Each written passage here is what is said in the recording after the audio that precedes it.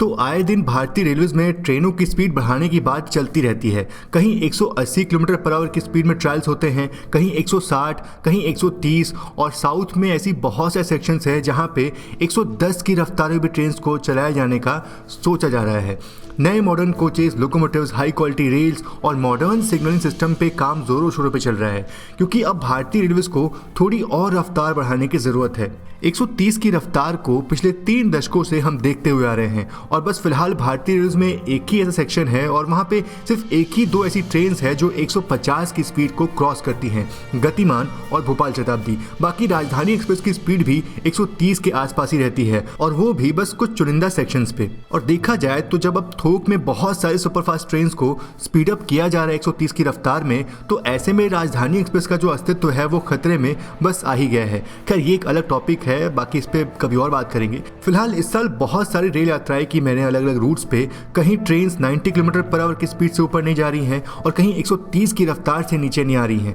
पर एक चीज़ है जो रफ्तार में हमेशा खलल डालती है और इस कारण से ट्रेन को बार बार रुकना पड़ता है। अचानक चलते चलते ट्रेन का इमरजेंसी ब्रेक लग जाता है और कारण ये होता है कि ट्रेन की रफ्तार के आगे कुछ कैटल्स आ जाते हैं और कभी कभी इंसान भी, जिस कारण से ट्रेन को रोकना पड़ता है। रेलवे के अनुसार हर साल 150 से 200 कैटल्स ट्रेन के सामने आ जाती हैं, पर सच में ये आंकड़ा जो है वो इससे कहीं ज़्यादा होगा और ऐसा एक बार नहीं बल्कि बहुत बार हुआ है। और उन सेक्शन पे सबसे ज़्यादा होता है जहां ट्रेन की रफ्तार 130 किलोमीटर पर आवर की होती है, क्योंकि 130 की रफ्तार के आगे जब कोई कैटल सामने ट्रैक पे आ जाता है तो ब्रेक लगाना पॉसिबल नहीं होता। और कई बार तो ट्रैक्स, लोकोमोटिव्स, कोचेस सब 160 की स्पीड को सपोर्ट करते हैं, पर फेंसिंग ना होने से ट्रेन की जो मैक्स परमिसिबल स्पीड है उसके आधे स्पीड में चलाना पड़ता है। तो सेफ्टी बहुत ज़्यादा मायने रखती है अगर हम ट्रेन की स्पीड को बढ़ाना चाहते हैं तो। और ये बात जो लोग देश में हाई स्पीड रेल्स को बढ़ावा देना चाहते हैं वो बखूबी जानते हैं। फेंसिंग होने से ही गतिमान कुछ दूरी तक 160 की स्पीड में चल पाती है